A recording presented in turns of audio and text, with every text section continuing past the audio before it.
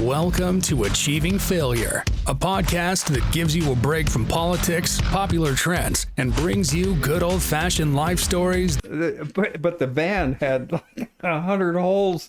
You know, the bullets would hit the side and go out the other side and hit the police cars. So we were shooting. It was the cops shooting each other's cars. Larry's mom, I'm pretty sure at this point, looking back, was like a hypochondriac. Perpetually on drugs. Oh, shit! Where are we, Mike? Why are you recording? I thought it was a picture, fucker. But yeah, no, the way I wrote it initially can be done in like 20 seconds. This is not this complicated.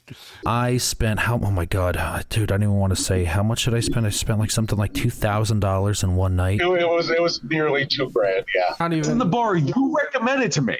This is the bar. Yeah. Mike, you absolutely have to check this place out. This is like the schizophrenic battered women's shelters bar. Okay, so you were also in the Boy Scout. You were actually in the Boy Scouts. I was. And you were in for how long? You were in for a couple of years, or how long?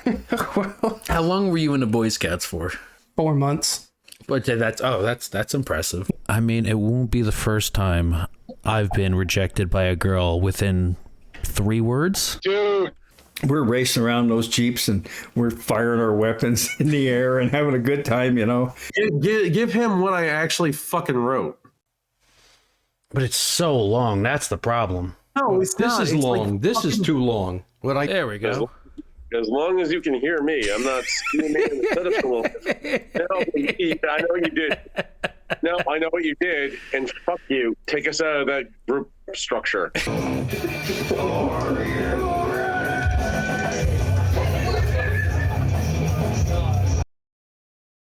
Chris, let me know when I can actually be heard again. Like one of my family members is like, "Oh, is all your stories about drink?" And I was like, "No, not all of them, but some." You wake up, and I'm like this. And George somehow had found a stoplight. Like, with his hands, and he's just crying.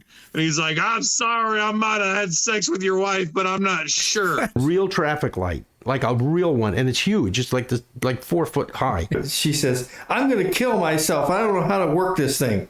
And I said, well, how about doing it in the other room? Right out of the movie script said, turn off the lights.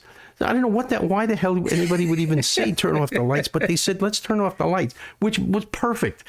And having been an EMT, I had an emergency blue light in my car.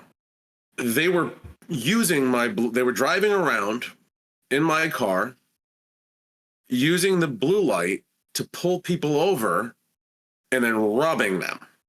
So highlighting off of this. I'm not even sitting down yet. We calm the down. Oh. Kind of in the future, I also. $2. What these super soaker guns were, there was disappearing ink, and the first thing we did was like shot Frank in the eye with it.